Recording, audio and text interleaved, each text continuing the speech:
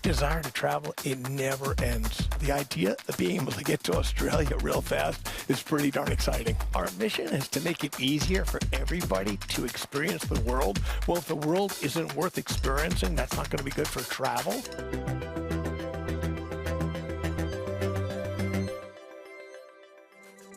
Welcome to The Big Question, a series from Euronews where we speak to some of the most influential people in the world of business.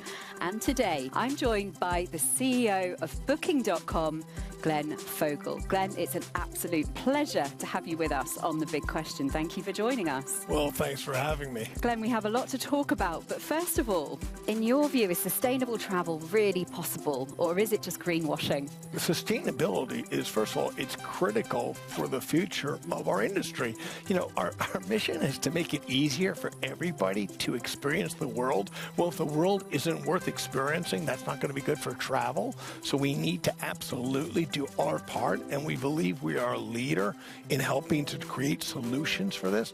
Small accommodation, they see some of the regulations, some of the issues of sustainability, they say, I can't afford that. Well, we do what we can in our part to help them understand how they can do things to actually make them more profitable and what steps they can do that are both good for the earth, good for the planet, and good for their bottom line.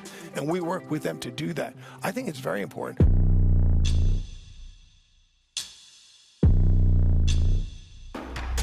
And Glenn, I want to talk to you about your competition within the industry. Expedia, Airbnb, for example. What's the one thing that you wish competitors like them would stop doing? The competition is not just people like Expedia or Airbnb, Smaller or the SMEs. biggest one, Trip.com, which is actually a huge player from China. A lot of people don't know that. But it's actually, for example, Google's a competitor. In fact, by far the biggest travel player in the world. Our suppliers, like the hotels, we work together, we're partners. But I assure you, every single hotelier would prefer that somebody came to their hotel not through Booking.com, but went direct. So actually, the competitive set is a huge, wide variety of different players. And what we should do is continue to improve our services for both sides of the marketplace. We have two customers. We have the obvious customer, who's the traveler, who comes here to get what they need for their travel needs. Our other customer, the partner, the supplier. It's the accommodation. It is the rental car company. It's the flight. These are the people that we deal with, and we need to provide value to them too, particularly the small and medium-sized players who don't have the technological ability, they don't have the skill, they don't have the capital, they don't have the resources. We provide these services to them. We translate into 40 different languages so hotels can get customers from around the world and not have to worry that they can't speak the language. We provide payments. We do all these things. We don't charge anything. The only thing we say is, if we put a customer into your accommodation and you get revenue because somebody stayed in your hotel, we would like to get a commission. That's a great model. It works for all of us.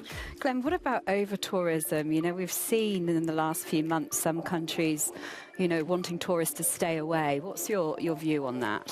Well, it is an interesting problem because on the one hand, we want to have economic growth. We want to have jobs, and we want to be able to have a growing economy. On the other hand, if you live in some of these cities, and particularly in the summer high tourist periods, people say, wait a minute, this is crazy. I live here and I can't get around, so it's a balance. And this is something that a lot of the local governments are struggling with. Tourist taxes is an interesting one, isn't it? Is it something that has impacted Booking.com and choices that maybe consumers are making when they're booking where they want to go now?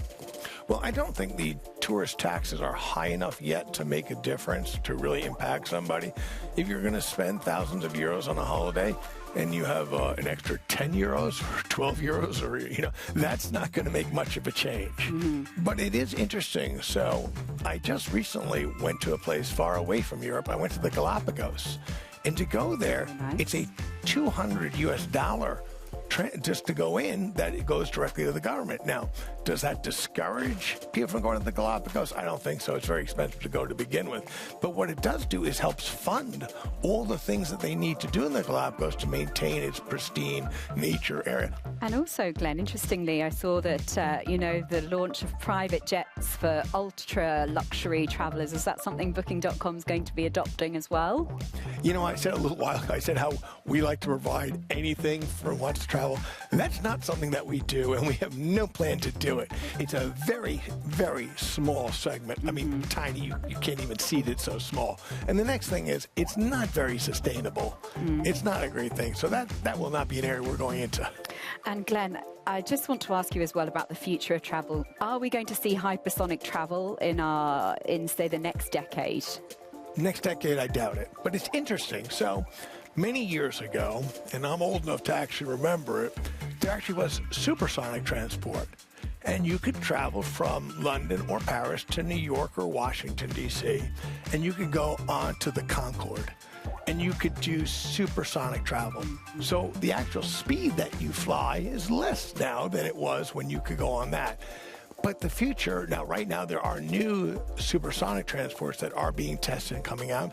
But what's really interesting in the future is not supersonic, but hypersonic. And where you actually are going into the edge of space.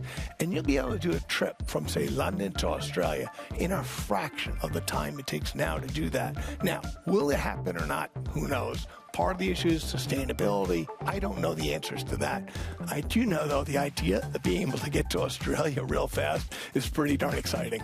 So would that be the wildest travel trend Booking.com is betting on for the future, or is there something else? Well, we're not betting on it, of course. We don't invest in hypersonic travel. We have no investment in that. If somebody is selling tickets for it, we certainly will want to put it into our inventory. Somebody wants to buy it, there will be somebody who can sell it.